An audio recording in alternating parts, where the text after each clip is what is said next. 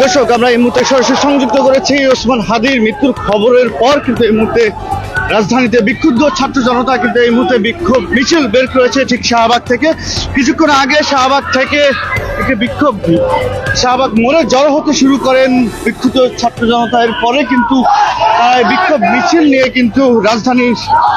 এই বাংলা মোটর এলাকায় পৌঁছেছেন। দর্শক, যদি জানিয়ে রাখি, শরীফ ওসমান হাদি সিঙ্গাপুরে চিকিৎসাধীন অবস্থায় আজ রাত ঠিক 10:30টায় মৃত্যুবরণ করেন এবং তার মৃত্যুর খবরের পরপরই কিন্তু বিক্ষুব্ধ ছাত্র জনতা রাস্তায় নেমে আসে এবং হাদির হত্যার বিচারের দাবিতে এই মুহূর্তে বিক্ষোভ মিছিল শুরু করেছে।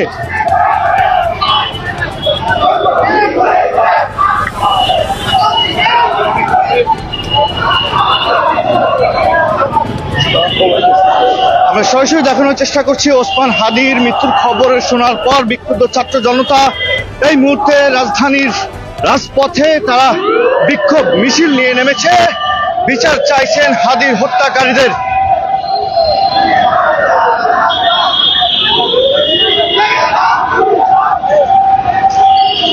দর্শক, যদি জানিয়ে রাখি, গত 12 ডিসেম্বর শুক্রবার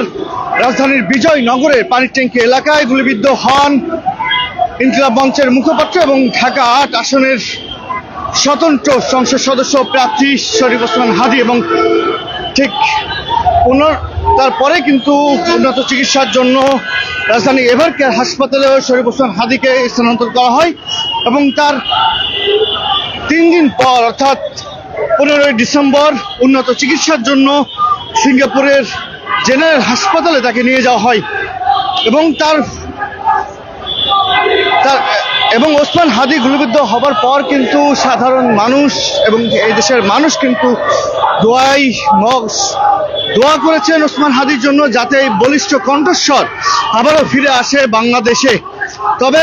সবাইকে কাঁদিয়ে না ফেরার দেশে এই বলিষ্ঠ কণ্ঠস্বর শরীফ ওসমান হাদির মৃত্যুর খবরের পর এই মুহূর্তে রাজধানীতে বিক্ষুব্ধ ছাত্র জনতা কিন্তু বিক্ষোভ মিছিল শুরু করেছে, যেটি কিন্তু সরাসরি দেখানোর চেষ্টা করছি আমরা।